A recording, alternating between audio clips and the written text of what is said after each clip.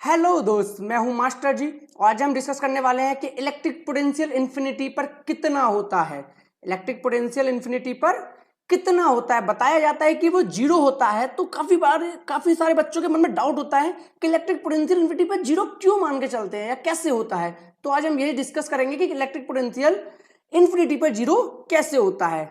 ठीक है, तो स्टार्ट करते हैं। तो देखो, जैसा कि इलेक्ट्रिक पोटेंशियल हम फॉर्मूला पढ़ चुके हैं, V इक्वल्स टू क्या होता है, W by Q not. V equals to क्या होता है, W बाई क्यू नॉट, यानी work done by Q not क्या होता है, टेस्ट चार्ज हमारा। तो V इक्वल्स टू, अगर मुझे W पता चल जाए तो मुझे इलेक्ट्रिक पोटेंशियल की वैल्यू पता चल जाएगी। यानी मुझे यही प्रूव करना है यहाँ पर कि जो मेरा V होता है वो क्या होता है, इन्फिनिटी पर जीरो होता है। V कितना होता है, इन्फिनिटी पर जीरो होता है। इसके लिए मुझे क्या पता होना चाहिए, W बाई क्यू नॉट की वैल्यू पता होनी चाहिए। तो इसके लिए हम क्या करते हैं, let find the work done. हम पता करते हैं कि वर्क डन कितना आता है। तो इसके लिए मैं कुछ आपको पहले समझाना चाहता हूं। तो वर्क डन निकालने के लिए हम क्या करते हैं, मान लिया कि अपन का यहाँ पे कोई एक पॉइंट है, यहाँ पे अपन ने प्लस क्यू चार्ज रखा। क्या रखा, प्लस क्यू चार्ज रखा।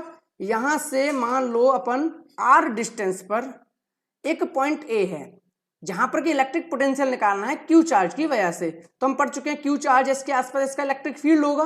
क्यू चार्जेस के आसपास क्या होगा, इसका इलेक्ट्रिक फील्ड होगा। और इस इलेक्ट्रिक फील्ड में एक पॉइंट है ए जिस पर कि इलेक्ट्रिक पोटेंशियल होगा। वो कितना होगा कि इन्फिनिटी से इस पॉइंट तक लाने में जितना वर्क डन किया जाएगा वो ए पॉइंट का इलेक्ट्रिक पोटेंशियल होगा। तो मैंने कोई एक पॉइंट मान लिया, मान लो बी पॉइंट। क्या मान लिया यहाँ पे, बी पॉइंट, जहां पर कि मेरा टेस्ट चार्ज रखा हुआ क्यू नॉट। ये क्यू अलग है, क्यू नॉट अलग है। क्यू नॉट टेस्ट चार्ज है, ये हमारा सोर्स चार्ज है। तो मैंने बी पॉइंट माना है जो जिस पे क्यू नॉट चार्ज रखा हुआ है। और जो मेरा बी पॉइंट है वो मेरा सोर्स चार्ज से एक्स डिस्टेंस की दूरी पर है। यहां तक बिल्कुल क्लियर है, क्रिस्टल क्लियर है सब कुछ। आगे बढ़ते हैं। अब एक बात बताओ, इस पॉइंट पर इलेक्ट्रिक पोटेंशियल क्या होगा कि इस चार्ज को लाने में जितना वर्क डन होगा। लेकिन जब ये चार्ज इस तरफ आएगा तो देखो ये भी पॉजिटिव चार्ज है और टेस्ट चार्ज तो हम जानते हैं पॉजिटिव होता ही है। तो पॉजिटिव पॉजिटिव होने के से क्या करेंगे, रिपेल करेंगे, यानी ये इसे इधर आने नहीं देगा, लेकिन हम इसे लाएंगे जरूर। तो यानी कि हमें कुछ वर्क करना पड़ेगा और जो वर्क होगा वही हमें कैलकुलेट करना है कि वर्क कितना होगा। तो यहां तक बिल्कुल क्लियर है। तो मैंने क्या माना, मैंने माना कि ये चार्ज अभी इस क्यू नॉट चार्ज पे कोई फोर्स लगा रहा है। अब वो फोर्स का डायरेक्शन कहां होगा, वो फोर्स का डायरेक्शन होगा इस तरफ। बिल्कुल क्लियर है, फोर्स का डायरेक्शन होगा इस तरफ। अब क्यू नॉट का डिस्प्लेसमेंट किधर होना है ये बताओ, इस तरफ होना है, यानी कि dx कहां होना है, इधर होना है। मैंने मान लिया कि इसका स्मॉल डिस्प्लेसमेंट होगा dx, वो कहां होगा, इस साइड होगा। अब मुझे एक बात बताओ, आपने एक फॉर्मूला पढ़ रखा होगा, वर्क डन इक्वल्स टू होता है फोर्स इनटू डिस्प्लेसमेंट। क्या पढ़ रखा है, फोर्स इनटू डिस्प्लेसमेंट। मैं अब वर्क निकालने के लिए सीधा सीधा लगा देता हूं फोर्स इनटू डिस्प्लेसमेंट, कोई प्रॉब्लम नहीं। डिस्प्लेसमेंट में क्या लगा दूंगा, एक्स लगा दूंगा, यहां तक का डिस्टेंस। लेकिन प्रॉब्लम क्या है कि मैं ये फॉर्मूला यूज नहीं कर सकता मेरे भाई, क्योंकि इस फॉर्मूले को यूज करने के लिए फोर्स कांस्टेंट होनी चाहिए। फोर्स क्या होनी चाहिए मेरे भाई, कांस्टेंट होनी चाहिए। और यहां पर हम जानते हैं कि जैसे जैसे पास आते जाएंगे हमारी फोर्स भी बढ़ती जाएगी, फोर्स ज्यादा लगेगी, यानी फोर्स कांस्टेंट नहीं है। कांस्टेंट नहीं है तो अभी हम ये फॉर्मूला तो नहीं लगा सकते सीधा, W equals to force into displacement. Clear है। तो भाई करेंगे क्या, तो करेंगे क्या, हम निकालेंगे यहाँ पे स्मॉल वर्क डन। क्या निकालेंगे, स्मॉल वर्क डन। और मान के चलेंगे इस स्मॉल वर्क डन में जो फोर्स लग रही है वो कांस्टेंट लग रही है। तो वर्क डन इक्वल्स टू क्या हो गया, फोर्स इनटू डिस्प्लेसमेंट। और डिस्प्लेसमेंट छोटा सा हुआ dx और फोर्स लगी उस पे f, तो स्मॉल वर्क डन हुआ dw। क्लियर है। चूंकि वर्क डन एक स्केलर क्वांटिटी है, वर्क डन एक स्केलर क्वांटिटी है, और जो फोर्स डॉट प्रोडक्ट है, फोर्स इनटू डिस्प्लेसमेंट, क्योंकि डॉट प्रोडक्ट ही हमें स्केलर क्वांटिटी देता है, यानी कि dw की जो वैल्यू होगी वो क्या होगी, f, इसका जो मैग्नीट्यूड होगा वैल्यू का, f dx कॉस थीटा। क्या होगा, और कॉस थीटा होता है आपका angle between the force and displacement. अब मुझे बताओ, फोर्स लग रही है इस तरफ, डिस्प्लेसमेंट हो रहा है इस तरफ, तो इसके बीच में एंगल कितना है, 180, यानी कि कॉस थीटा क्या हो जाएगा, 180। तो डी डब्ल्यू की जो वैल्यू आएगी वो कितनी आएगी, एफ डी एक्स कॉस 180। और हम सब जानते हैं कॉस 180 की वैल्यू होती है -1, यानी कि एफ डी एक्स -1। तो स्मॉल वर्क डन जो निकला वो कितना निकला, स्मॉल वर्क डन निकला डी डब्ल्यू इक्वल्स टू माइनस का एफ डी एक्स। डी डब्ल्यू क्या निकला, माइनस का एफ डी एक्स, ये निकला हमारा स्मॉल वर्क डन। बिल्कुल क्रिस्टल क्लियर है। अब हमें क्या निकालना है, टोटल वर्क डन। ये तो हमारा क्या निकला, ये स्मॉल वर्क डन निकला d W minus F d x. देखो अब टोटल वर्क डन निकालने के लिए, इसे मैं हटा देता हूं यहां से, हाँ, टोटल वर्क डन निकालने के लिए हमें क्या करना पड़ेगा, W equals to integration of DW करना पड़ेगा। स्मॉल वर्क डन को क्या करना पड़ेगा, इंटीग्रेट करना पड़ेगा। और हमें इलेक्ट्रिक पोटेंशियल निकालना है, तो इलेक्ट्रिक पोटेंशियल जो वर्क डन निकालो कहां से निकालना है, हमें निकालना है इन्फिनिटी से R डिस्टेंस तक। कहां तक, इन्फिनिटी से R डिस्टेंस, क्योंकि जो पॉइंट है जहां मुझे इलेक्ट्रिक पोटेंशियल निकालना है, ए पॉइंट वो मेरा कहां था, R डिस्टेंस पर था। तो इन्फिनिटी से कहां तक, R तक निकालना है। यहां तक बिल्कुल क्लियर है। तो जो मेरा वर्क डन है वो कितना हो जाएगा, यहाँ पे क्या हो जाएगा, इन्फिनिटी से R तक मेरे को निकालना है। DW की वैल्यू क्या हो जाएगी वो हम पहले देख चुके हैं, कितनी थी, माइनस बाहर लगा देता हूँ F dx। यहाँ तक बात बिल्कुल क्लियर है, कोई डाउट। अब W इक्वल टू क्या होगा, इन्फिनिटी से R तक F dx। अब बताओ फोर्स की वैल्यू कहां से लाऊंगा, फोर्स तुम्हें पता नहीं है। अब याद करो, हमने पढ़ा था from Coulomb's law, from Coulomb's law, हमने कूलम्स लॉ पढ़ रखा है। कूलम्स लॉ क्या कहता है, कोई भी दो चार्ज है उनके बीच में लगने वाली फोर्स कितनी होती है, तो कूलम्स लॉ कहता है भाई F इक्वल्स टू होता है 1/4 pi epsilon not Q not by उनके बीच का डिस्टेंस। और हमने देखा है कि सोर्स चार्ज और उस पॉइंट जिसका कि इलेक्ट्रिक पोटेंशियल जहां पे कि चार्ज रखा हुआ था वहां तक का डिस्टेंस कितना था, वहां तक का डिस्टेंस था x। तो 1/4 pi epsilon not x square, ये क्या हमारा हो गया, फोर्स हो गया।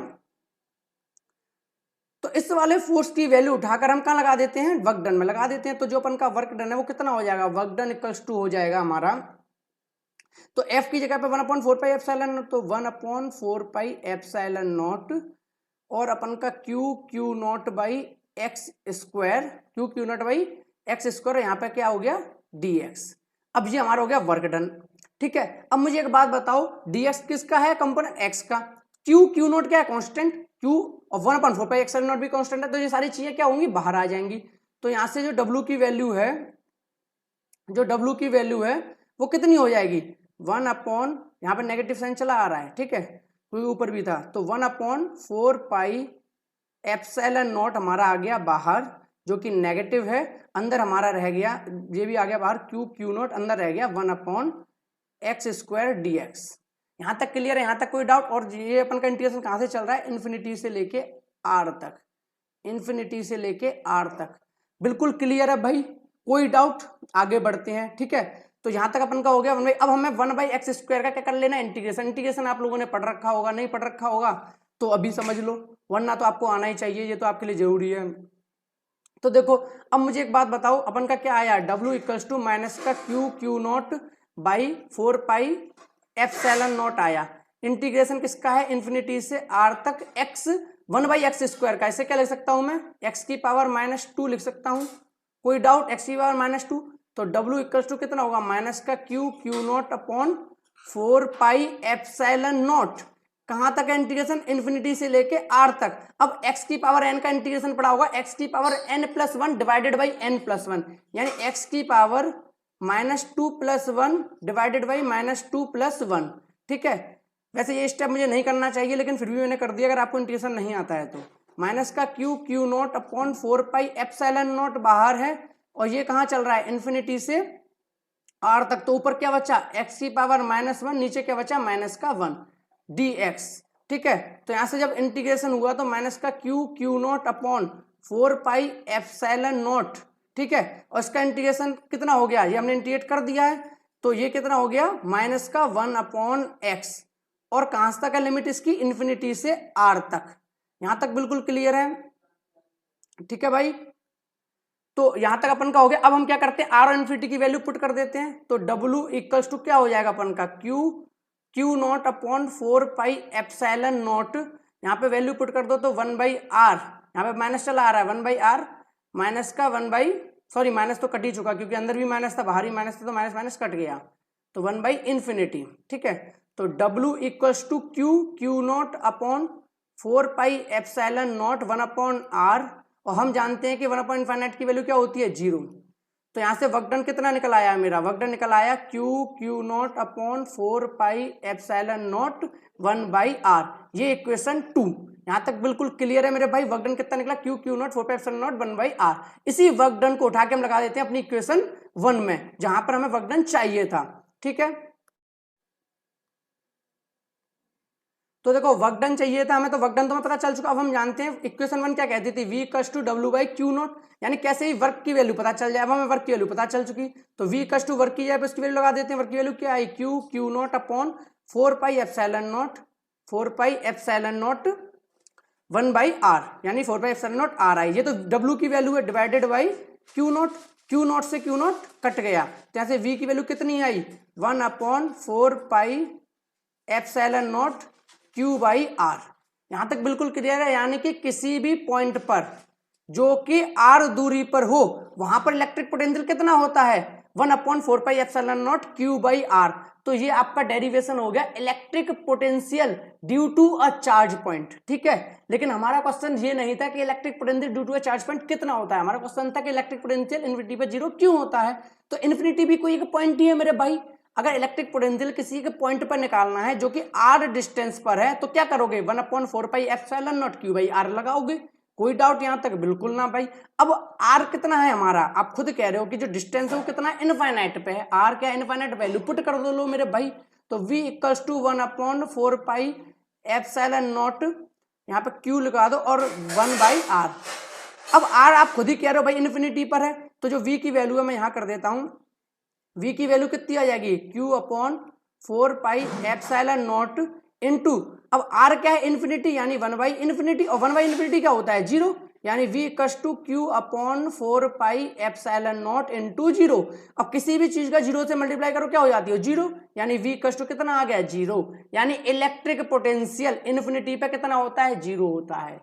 प्रूफ हो गया, बिल्कुल क्लियर है मेरे भाई। मुझे लगता है आपको समझ आ गया होगा। फिर भी आपको कोई डाउट हो तो आप मुझे कमेंट सेक्शन में बता सकते हैं अपनी जो भी प्रॉब्लम हो।